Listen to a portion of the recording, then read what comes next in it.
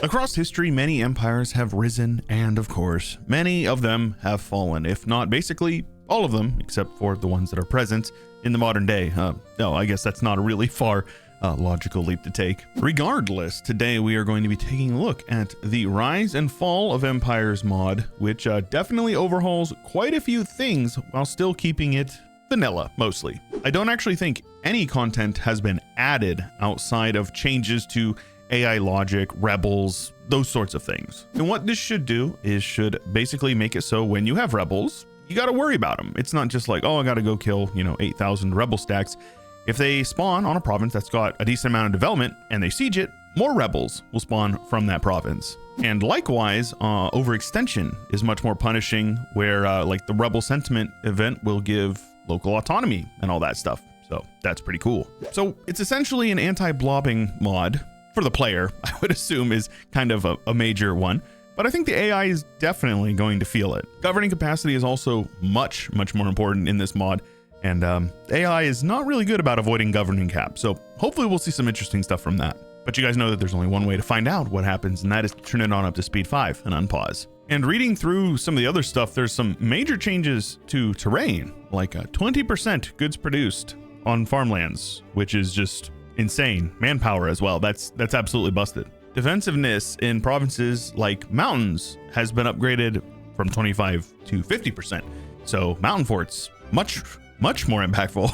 And apparently technology will give you much less governing capacity. So we should see significantly more conservative AI when it comes to blobbing. At least in the late game, when they have more governing cap, they will still be challenged by it. The AI will go over governing cap, but I definitely think that they will have some pretty serious malices if they do. Ooh, Mammies doing pretty good. We're about 20 years in. They've conquered a lot of the land in Arabia. They've annexed Syria, and they are now pushing all the way over to Hormuz. So they might have a pretty strong economic base moving forward. Timmy is, of course, dead. Muscovy was actually getting dunked on by rebels while at war with Novgorod, and it looks like they actually pieced them out without taking anything, which is hilarious. England doing as England does, annexing Ireland, and just took a ton of land from Scotland like 2 seconds ago. And meanwhile, looks like France has annexed some land from Brittany, but Burgundy took some land from England. Rather than Normandy going to the French, it's going to Burgundians, who are now occupied by the French. So well, I think we're going to see the same inevitable conclusion. Though interesting to see France conquering Barcelona this early in the game. Ming's mandate is sub 50, but it's not going down, so they might still be good. They do have quite a few rebels, and there is quite a bit of development in China. And if you get rebels in high development provinces, it will definitely lead to a snowballing cascade of lots and lots of rebels that will inevitably break your country. Of course, Poland has got their PU over Lithuania. They have a march in Moldavia, and it looks like they are intervening on behalf of Danzig. So probably going to get them as a subject as well. So a very strong PLC game. Ooh, but you know I gotta mention it when I see a big, beautiful Albania. Lads, if you don't know, not just Kosovo, but Serbia in general is Albania. So I don't make the rules. I'm just making, a simple observation. Just like Brittany is France and Burgundy is Milan. They got the full-on inheritance, not just the PU. They inherited them. Oh my gosh. No doubt going to shake up the politics of this region. Definitely make some enemies of people. But I do think the mod is at work. We've got lots of rebels going on. I think this is the War of the Roses timed up with some, liberation armies going on over here in Ireland. They want to be a nation once again. Spooky Oirat annexing their subject of Mongolia and pushing over here into northern Manchuria. So we'll have to keep our eyes on the horde over here. And a seemingly definite failure to launch for Muscovy. We're almost 30 years in, and they have not taken over Novgorod, just some land down here from Ryazan. And a couple of their subjects have been integrated, but they're not looking so hot. Just like Timmy, who's only 3 provinces left. And they're losing a war right now, so they very well may get annexed. Well, we've got a lot of PUs. Castile has a PU on Navarra and Aragon. Austria has Bohemia. Not Hungary yet, but they do have Bohemia. Meanwhile, they are bonking Poland with their PU of Bohemia. Poland, Lithuania, who has annexed Danzig as well as Livonia. So they are looking pretty sad right now. Muscovy is also getting very large. They annexed a ton of land from Kazan. They finally decided to take it to Novgorod, but they're a little late to the fight because, you know, Danish Russia is indeed a thing. They're also a little late to the Great Horde in the south, with the Ottomans pushing into the Pontic Steppe. Still nothing in the south yet, allowing the Mamluks to get quite big pretty early here. So we'll see. I mean, generally the Ottomans are going to bonk them regardless, but it'd be very cool to see the Mams come out on top of the Ottomans. I don't know how many times I've seen that, but it's definitely very few. And I mentioned keeping our eye on Oirat. I'm doing that, but now there's 3 of them, so they're not doing good. Uzbek has absolutely just snaked these guys. We got a big Bengal going on over here, though I think they're only big because they annexed like the 4 provinces that make up Tibet. They're giant provinces. Though we do have a big Mewar. I'm always rooting for Mewar because Rajputana is probably one of the coolest looking tags in the game. They have a nice flag and they have very, very good national ideas. Cape Verde has been colonized by the Castilians. We don't have anything else going on just yet for colonization. And England continues their domination of the Emerald Isle, and they're pushing more into Scotland, though it does look like the Danes have arrived as well. So this is, we're definitely seeing some goofy borders going on. 50 years in, the Ottomans with almost 800 development, looking really good in the number 1 spot, followed by the Ming with no renaissance just yet.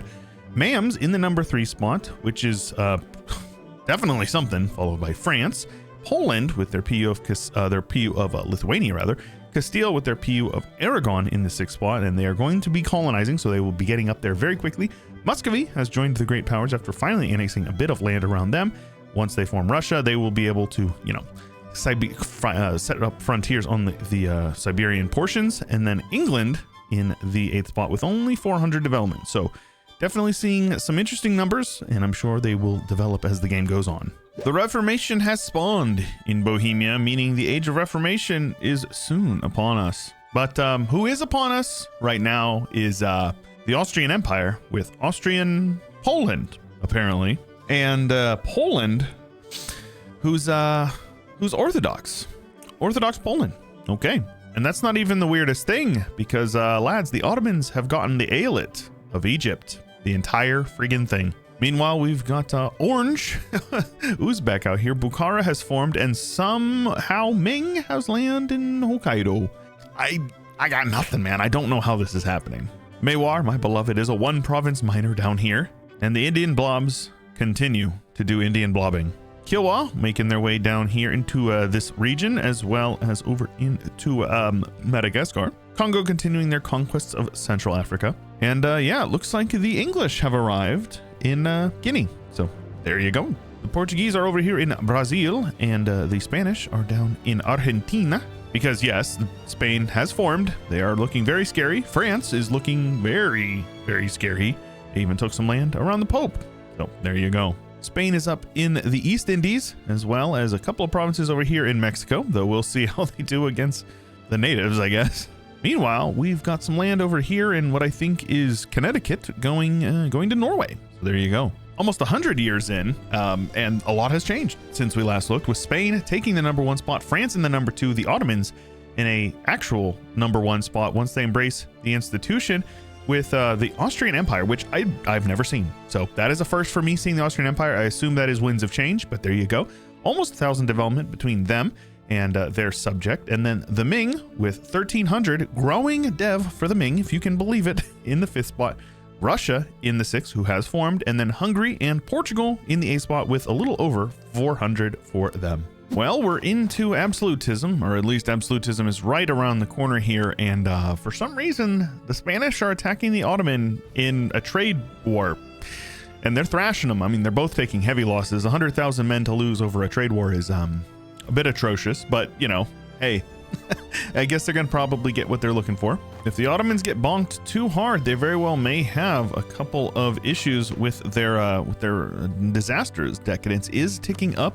Once absolutism rolls around, they are going to lose this, and they will definitely have more decadence coming in. So despite being very, very large, I don't think they're going to stay very, very large. Shout out Finland, hanging out on the map, surrounded on all sides by the Ruskies, and the Ruskies pushing all the way over to the Pacific Ocean, refusing to go to war with Bukhara. Ming, who has lost basically all of their land outside of some land over here in Manchuria, and Japan, which is just a 1v1 versus Hosokawa and Ashikaga. So we'll see how things go with that. Kilwa continues their domination over here, pushing down into southern Africa, actually. And the English continue their domination of sub-Saharan.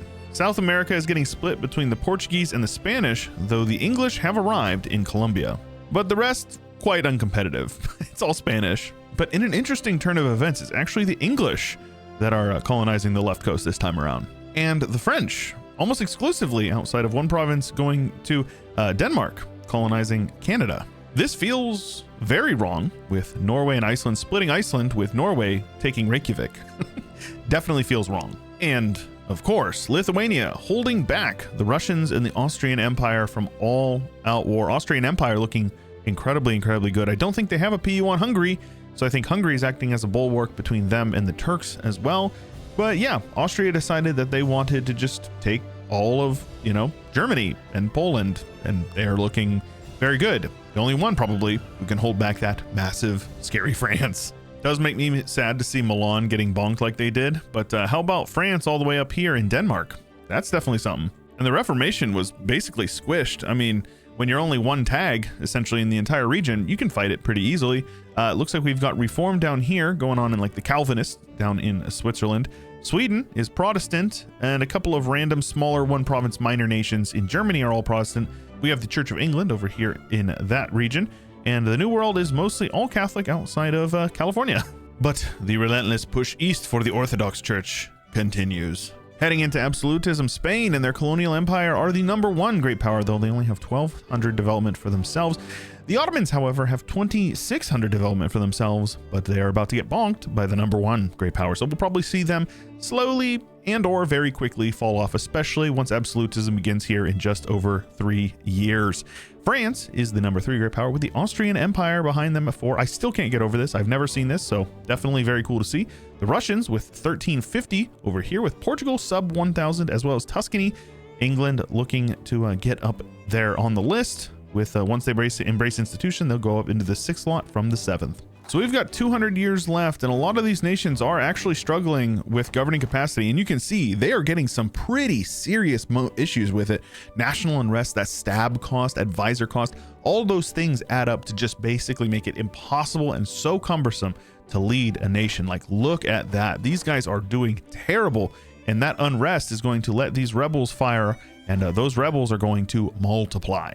Also, shout out Karl Oxenstierna or whatever of Sweden, the emperor of the HRE. All right.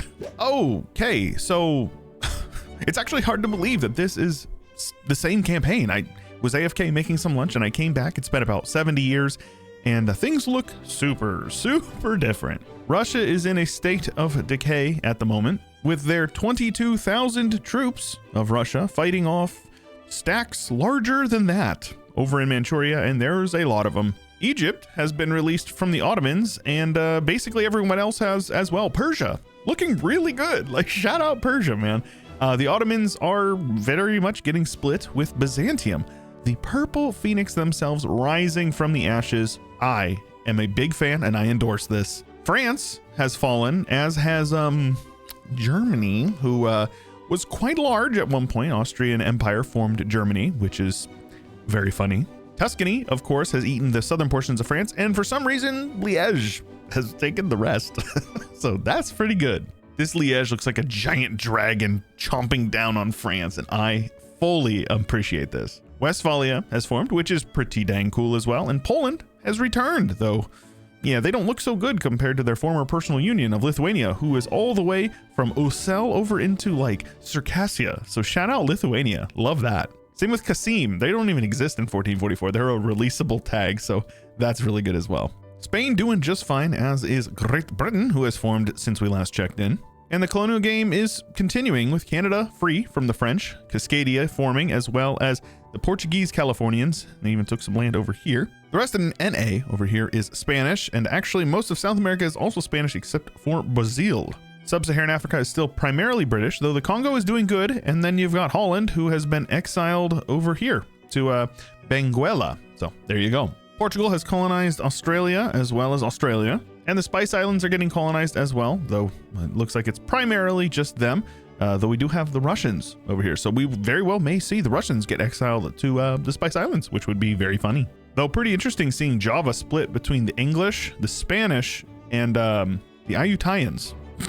There you go. And then you've got Japan and China, which are equally as messy as they were before. Nothing has changed in the last 100 years, though Korea also has not changed at all. Perfect 1444. Indian blobs, man, something's got to give. We've got 4 or 5 big blobs over here, and they don't look like they're changing. So still in the #1 spot, like we had last checked in Spain, and actually doing very well. Great Britain climbing up there. Portugal in the 3rd spot. So the top 3 are all colonizers.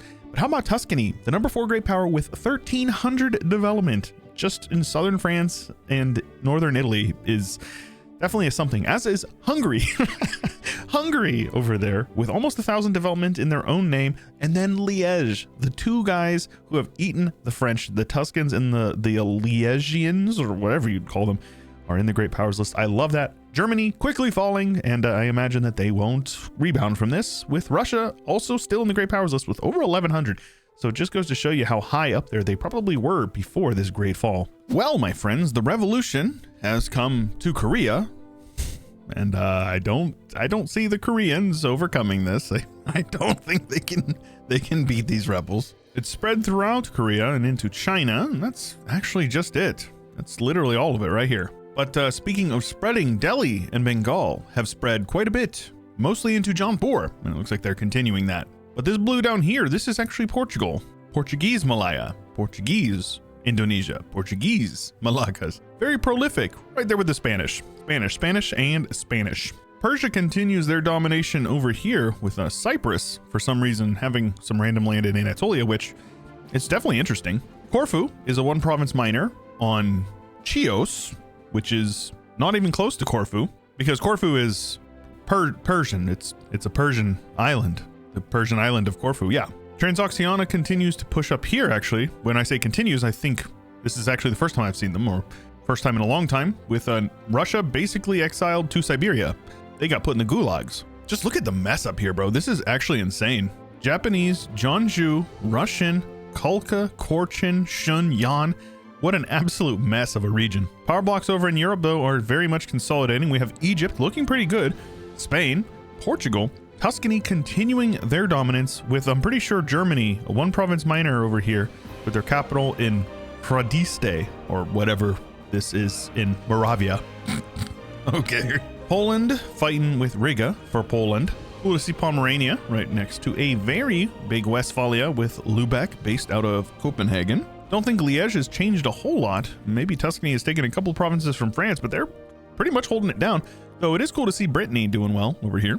You know, we got to shout out Finland looking good up here with all of like Laponia and northern Trondelag, or whatever this region is called, and Norland. Very cool. And it looks like they just randomly wanted the monument over here in Akershus, or however that is pronounced. So they conquered that as well. So shout out Finland. Also love seeing Gotland in this late in the game. Very cool to see. We've got British Northern Africa, I suppose, right next to Kilwa, and Spanish South Africa.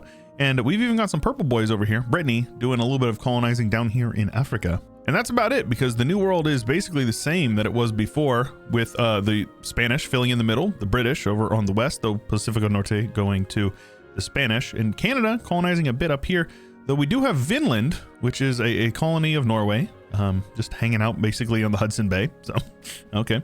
And for some reason, Great Britain is Catholic now, and they are converting the Anglicans. So the Church of England has been pushed out, and basically the entirety of mainland Europe is all Catholic and Protestant up here in the north, but the Finns are going to try to combat that by the looks of it. With the New World entirely Catholic outside of the British possessions over here in like British Columbia and, you know, the Hudson Bay Company. So it's crunch time. We've got 100 years left. Spain, for the 3rd time in a row, the #1 great power, followed by Great Britain, but it is a huge gap between #1 and #2. So unless something major happens, Spain will finish the #1 great power, followed by Great Britain and Portugal, who are neck and neck, as well as Tuscany, very much up there. And then quite a big drop off down to 1,200 for Liège and a little under 1,200 for Westphalia, followed by Hungary, who is still a great power, and then Bengal, my beloved, very big, beefy Bengal, hanging out in the #8 spot with over 1,000 development. You'll love to see it. 21, and I have never seen a vanilla map that looks like this. I will definitely tell you that. Surprisingly, still very separated, which is pretty cool, I guess. Though we're gonna have to see who the true winners were. Persia, who popped out of the ailing Ottoman Empire, managed to conquer basically all of Anatolia, all of the Balkans, RIP my beautiful Byzantium, and they even pushed down here into like Oman. So Persia definitely had a good showing. The biggest Indian blob, probably VJ, because they conquered lots of land from Bengal, though this Delhi over here, very big. Also, we have I think, UW. Good name placement, homie. Can't forget about Japanese East Siberia, because Manchuria is still disgustingly split up, though Korea ended up growing, which is uncharacteristic of them. And then there's just this snake, Liang. Oh, I love it when China explodes like that. Big shout out Somalia. Egypt doing good. British Northern Africa, which was a thing last time we looked. Spain, however, they ain't feeling so good. I think they had a bad war against Tuscany, if I recall, and just one bad war. That's all she wrote, and they're getting rebel bopped. Pretty funny to see. I think Liège annexing lots of lands over here in Westphalia. Definitely a big fan of that, and of course Finland. You know, with Sápmi here and Sweden here. Though what in the heck is going on down here? City of Teohrad, Regen Östergötland, Denmark, Westphalian Scandinavia. This is just, oh, it's too much. Though shout out Iceland, united once again. As is a few of the former Spanish colonies. We've got Canada, who I think was French Canada at first. Then the United States, who actually formed Florida first, which is always funny. And then Mexico, Cuba, they're all independent. South America outside of Chile is still under colonial rule though. Oh, and British Cascadia ended up eating Pacifico Norte almost entirely. Religiously, it's all very Catholic outside of, you know, the no religion of the rebels going on over here. And Persia Shia, which is pretty cool. That's definitely pretty cool, though.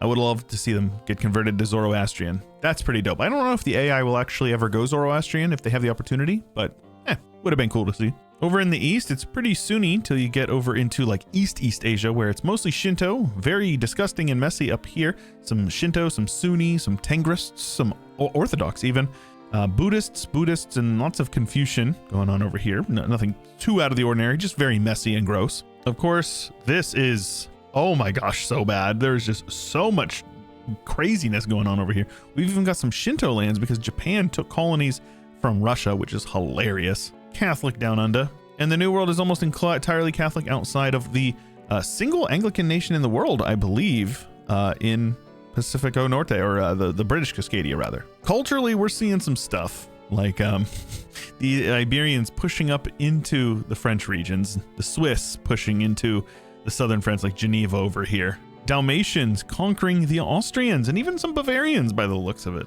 And I believe Austrians pushing the Czechs out of their lands. Looks like actually there's quite a bit of German lands over here on the borders of the Czech lands. I wonder if there's a term for that.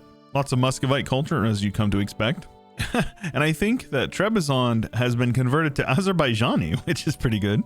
South America is Brazilian and Platinian for the most part, with a little bit of English in the north and then some natives. Lots of Quebecois and some French over here in Canada. And lots of Castilian and Mexican, with American exclusively past the Rockies. So yeah, North America looking pretty funny. So rise and fall of empires very much leads to the rise and very much leads to the fall of many empires. This mod is cool. I'd recommend you check it out. It's going to be linked in the description. It just had a showcase over on the Paradox forums and stuff. So go show some love to the people who mod these games. They're going to be the future of EU4, especially with EU5 coming. If you enjoyed this video, make sure you leave a like, subscribe if you haven't already. I actually have my own mod as well called Post Phenum. It's linked in the description. It's an alt history mod, so check that out if you're interested in some modded EU4 stuff. But yes, thank you for making it all the way to the end of the video, and I'll see you in the next one.